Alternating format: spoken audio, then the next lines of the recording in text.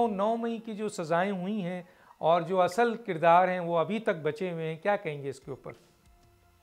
जी, मेरे ख्याल में जिसने 9 मई पे किया है, जो लॉज वायलेट हुए हैं उसको कैफले किरदार तक पहुंचाना चाहिए।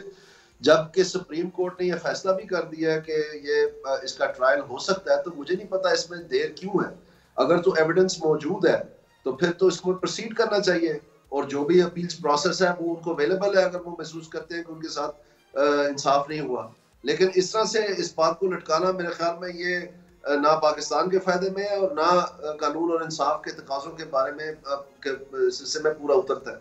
सो ये जो भी कुछ करना है ये इस फेज से पाकिस्तान को अब आगे चलना चाहिए और फोकस जो है पाकिस्तान का वो पाकिस्तान की मईशत, बेरोजगारी और महंगाई का यकीनी खात्मा, ये असल बात है जो पाकिस्तान के अवाम को तबाह कर रही है। सब्सक्राइब करें और बेल दबाएं ताकि कोई खबर रह न जाए।